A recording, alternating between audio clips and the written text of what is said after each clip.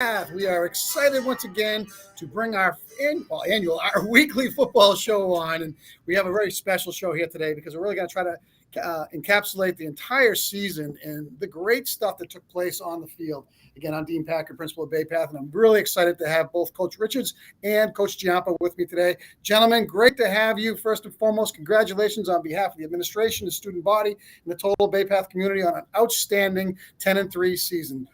Cody, you're up first. How are you? Doing well, you? I'm doing great. Thank you very much. Coach Richards, how are you? I'm doing great. Thanks for having me.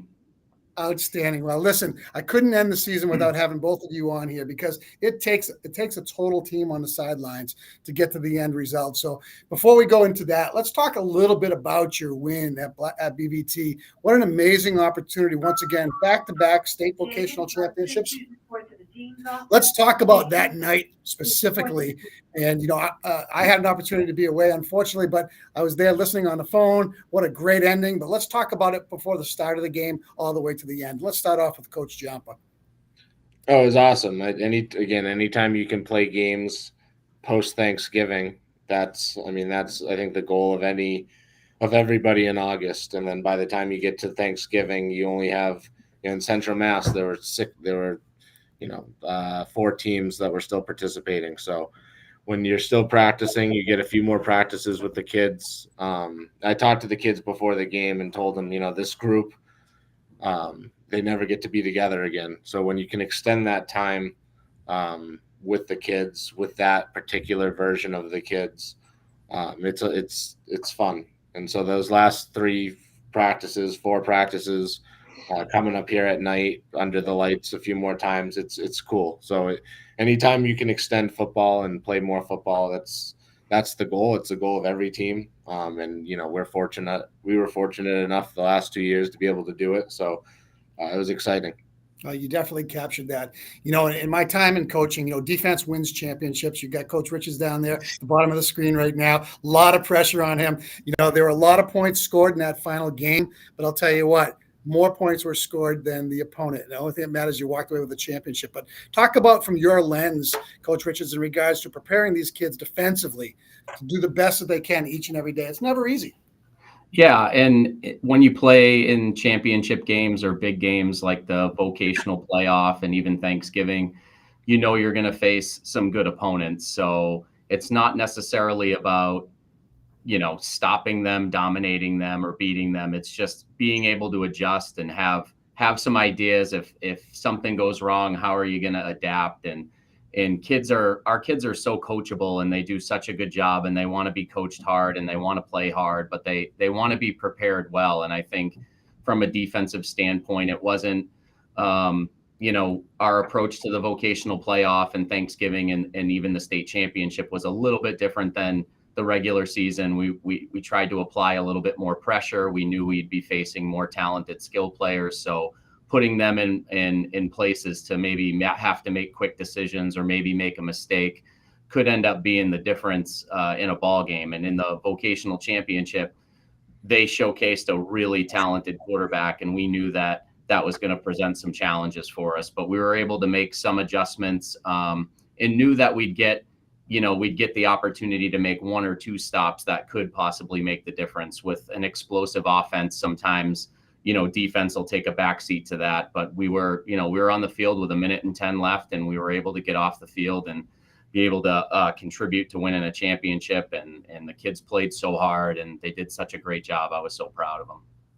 Again, you talk about the kids being so coachable. That comes from above. That comes from really clear expectations and really having focal points that you're shooting for each and every year. Kids gravitate towards that type of structure, and you guys have done an amazing job. Your entire coaching staff has.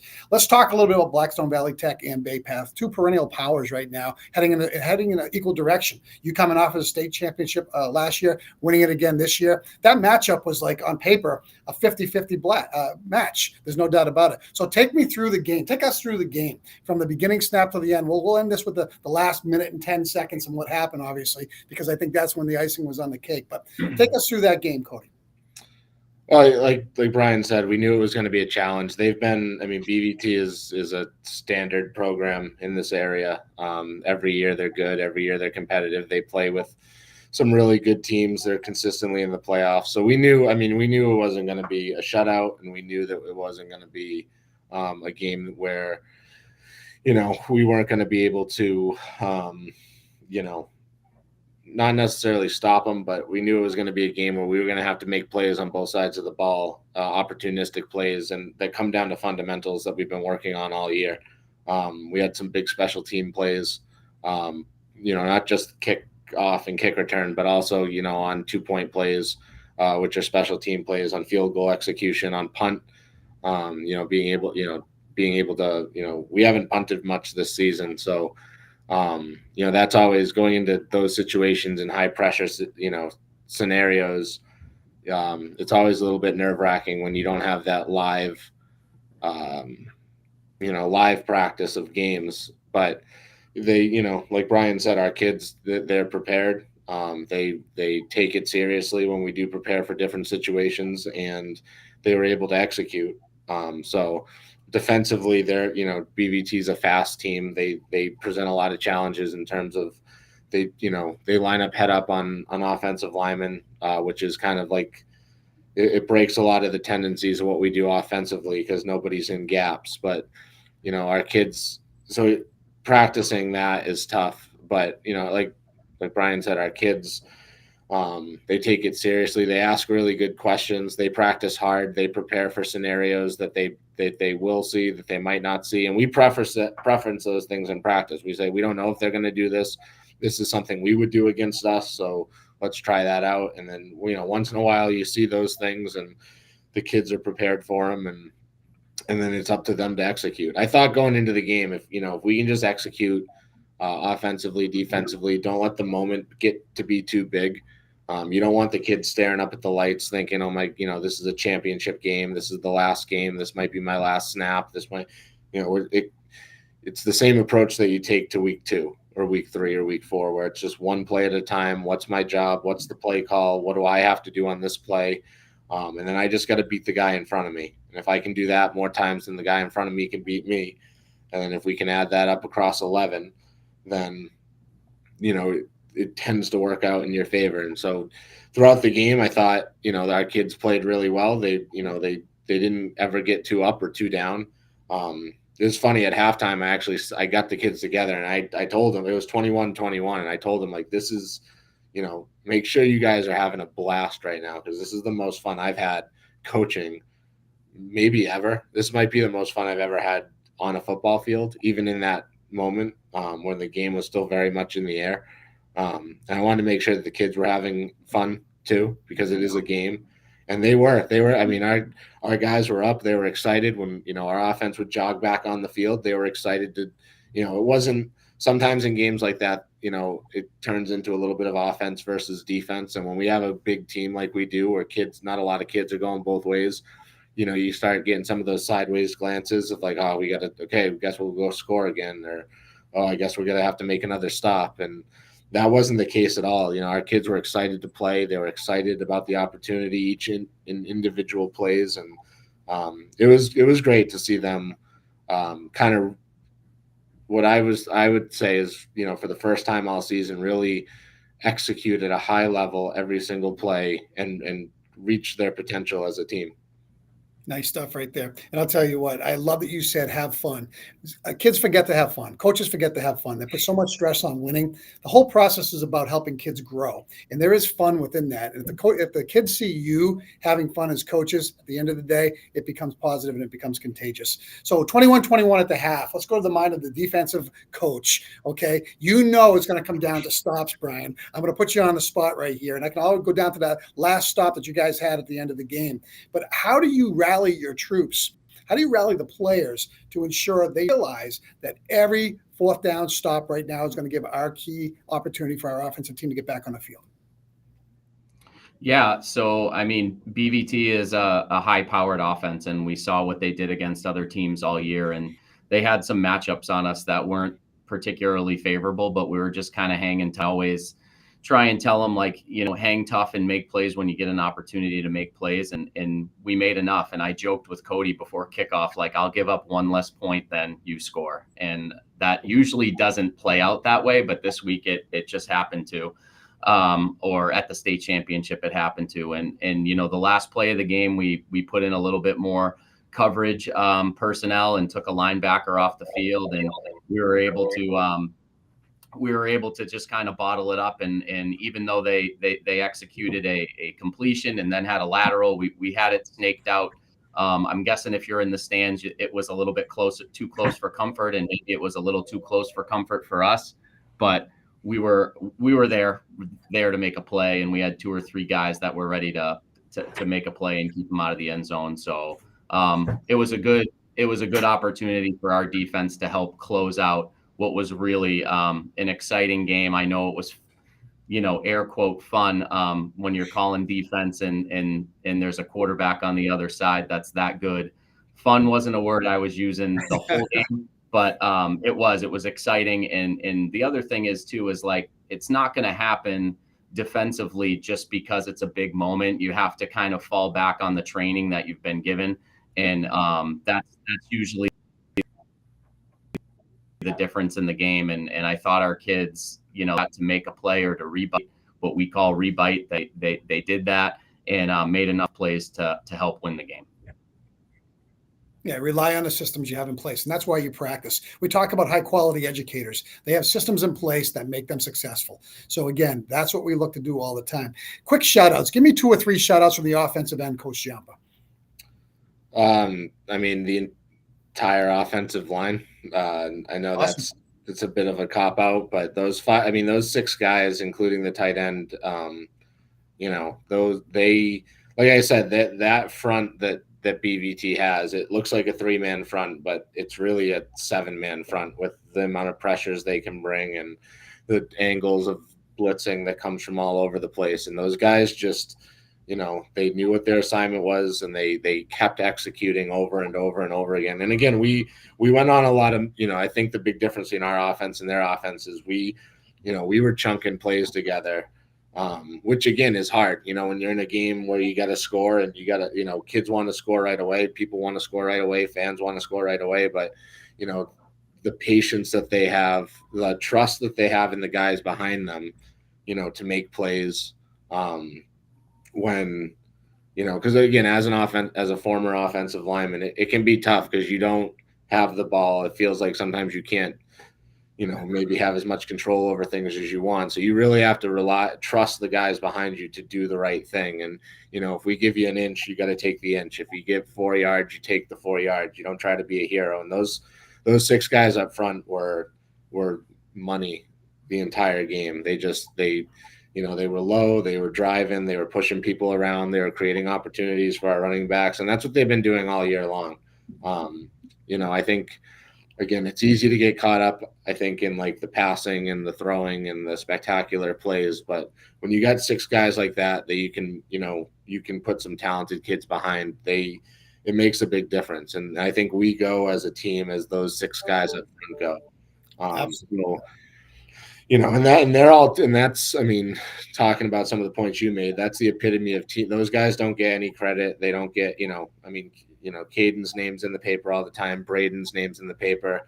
After the game, they want to talk to the quarterback and the wide receiver, but, nothing happens without those 6 guys up front. And, they kind of struggle in anonymity a little bit, but they, those guys we're very fortunate when, as a play caller, I know that I can't screw up that badly if we're keeping the game in their hands. And I think those guys deserve, as much, if not more credit than anybody. It was nice to see too, the guys that the paper did want to talk to. The first thing those guys all talk about is their offensive line, which shows the trust that they have in each other, the camaraderie that those guys have, the faith that they have in those guys up front to open things up for them. So that was great to see. Those guys, I thought, played fantastic up front. Very Belichick-esque right there, and recognizing the people in the trenches doing what they have to do.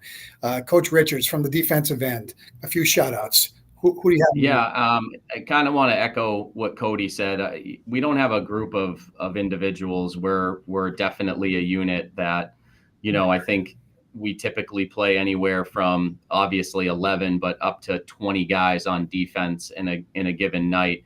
And the defensive line, the linebackers, and the secondary all had opportunities to contribute and make plays, and we really did. And it starts with the secondary getting us aligned, and then our linebackers being able to read their keys, and our defensive linemen being able to establish a little bit of pressure up front to make some of those decisions a little bit more tricky and a little bit tougher. We were able to grab a couple sacks down the end, down the stretch, and that got them out of rhythm and got them out of what they wanted to do offensively. So individually, that's not the group that we are, but I would say, all three levels, D-line, linebackers, and the secondary, did exactly what they needed to do to close out the game and do enough to get us over the top and to help win a championship. So shout out to the whole group, 1 through 20, whoever contributed on D that night. Listen, a season is filled with many, many memorable opportunities to think about things.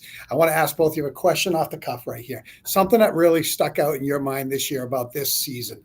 I'll give you a little bit of wait time while I continue with the question right here. From a coaching standpoint, just like every school year, we call it a 180-day journey. And there are the epiphany moments that you say the work we're doing has purpose and why. Now, from your standpoint of what you're doing and what you're seeing, what is something that really stood out this year when you knew you were going to have a magical season with these kids once again? Cody? I don't know if you ever think, because you're so focused week to week on what's going on that you don't, I personally don't really ever I don't look at the big picture too often when the season starts, because you're kind of focused on the day to day. What are we doing? How do we get better? And listening to you ask the question, I guess what I would say, maybe the thing that I was the most proud of is, we have some really special kids on this team. We had I think he's the leading rusher in Massachusetts. I think, we had another kid who had 1,000-yard season. We had some really special. We had a quarterback who grew tremendously. We had receivers that were special. But I think the thing I was most proud of is it never felt like that in practice. It never. The kids who were racking up numbers and doing things. They just came to practice every day and looked to get working, and they looked to work harder, and they looked to beat the team in front of them. It was never. It would have been real easy for, again, one of those skill kids to start looking at numbers and say, hey, coach, I'm 100 yards away from this, or, how many more yards do I need for that, or, what have you. And that never really came into play. I told during the game where Braden ran for 1,000 yards, I went and told him, like, hey, congrats, I think that one got it for you. And he didn't know. I mean, I'm sure he knew. I'm sure he knew, but that's not where his mind was. It was, he was more proud of in practice, like for the past few weeks, we've been talking about how on a certain run play, if he cuts it, the lane is actually behind him. So if he runs a certain way and he cuts it back, that's where the long touchdown is going to come from. And he had done that on the play before. I think he had done it on the play that got him 1,000 yards. And he was more excited about the fact that what he had done in practice was there during the game. And he's like, and he was talking about how his right tackle had flown across the field to get the safety. Because we kept telling him in practice, if you ever see the right tackle in front of you, cut back. And that's where the run's going to be. And that's what he was more excited about in that moment. So I think what helped make this group special is they were more focused on those individual plays and individual moments than they were. Because again, I mean, what's it like to be the leading rusher of a state? That's pretty special. What's it like to have we have a whole plaque over here for being 1,000-yard rusher where your name goes up for, as long as the school stands. And they're not focused on that stuff. And I think for me as a coach, that to me is what makes me the most proud, is when kids are more excited about the whole group doing little things than they are about their own personal, are bombarded with personal stuff.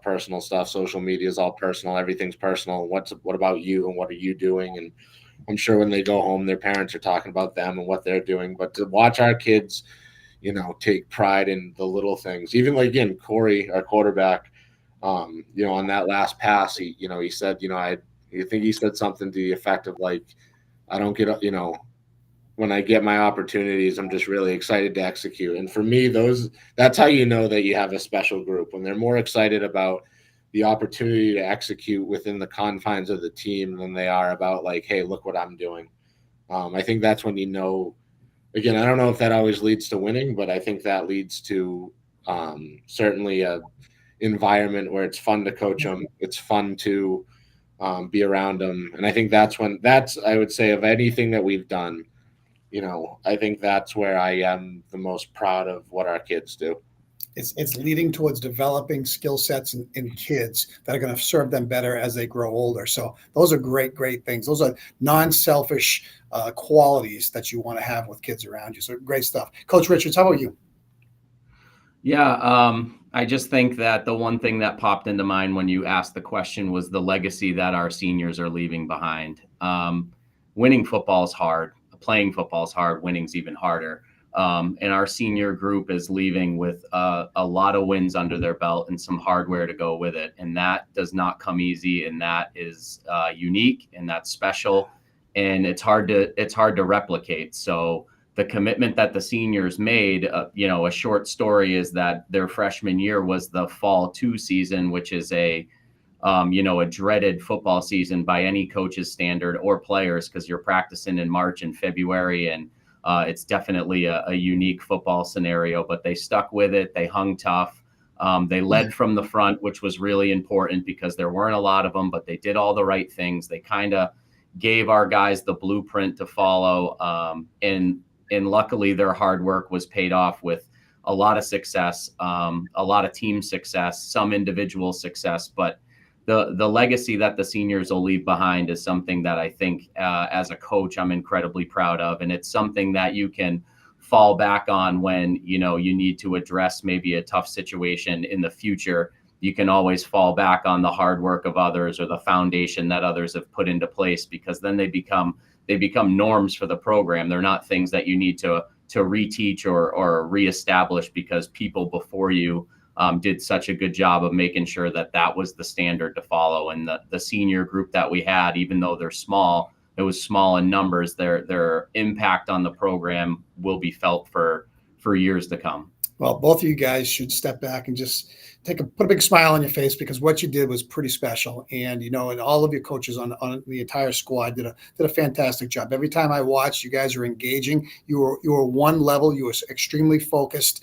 You never got too high, never got too low. You set your goals where they need to be, and you guys executed, man. And I'll tell you what, did you get knocked down a couple of times? You sure did. But your kids bounce back, and you create resiliency and grit in people by putting them in tough situations. And you know what? I couldn't be happy for you as the building principal. I remember standing on the field at Nichols College before the season started, and I remember the glow in your eyes, Cody, about the potentiality of the season and how excited you were. And now you look and you blink your eyes and it's over. Remember, every time you get with a new season that comes around, you have a magical opportunity to really bring the best out in people. And that's what leadership does, and that's what you guys have done. So, hey, on behalf of the entire school, we want to say congratulations, 10-3, state vocational championship, back to back. I don't know what else I can say. I'll give you each 30 seconds. Last thing you're going to say about the season right now. Go ahead, you're up. Hold on a second, Cody. Hold on a second, Cody. Coach Richards, you're up. Cody, you're going to end it. Coach Richards. I'll take the opportunity to highlight the defense and just highlight a group that worked incredibly hard all season and had opportunities to make plays and make a difference in the season. And every opportunity that was presented to us, they were coachable, they were willing, and they were aggressive, and they flew around. And I'm just really proud of that particular group. And I thought that they did a fantastic job. And I do appreciate all the support that we've had from the school and the student body and all the families in the community. Winning football can change the school culture in the blink of an eye. And I think that the support that we've gotten from the community and the school for football the last few years is kind of proof in that. So we do appreciate all the support, but it's nice to have the defense go first to close out the interview. Thanks, Mr. Packard. You're very welcome. You got it right there. Coach Richards right there, Defensive Coach of the Year, as far as I'm concerned. Coach Giampa. I just want to thank the support that we've had has been special. That's not a thing that happens everywhere. The parents have been great. The community has been great. And that's important because that's what again, I've said it a million times. I think that our kids deserve the best. Our kids deserve all the support that they get. So, that everybody's doing their part and going in the same direction. I think that, this season I really felt the community support was awesome. So that was great. Well, right there, guys. Hey, listen, once again, on behalf of being your principal, it was an honor to watch you guys work. It was an honor to watch the kids achieve such greatness through process. And, I know the bar is going to be extreme again next year, and I look forward to seeing what you guys can do. Right there, folks, 10-3, up on the hill. Another great season at Bay Path. Congratulations, boys. Congratulations, coaches. Outstanding job. Can't wait to see what comes around the corner for next year. Have a great week, everybody.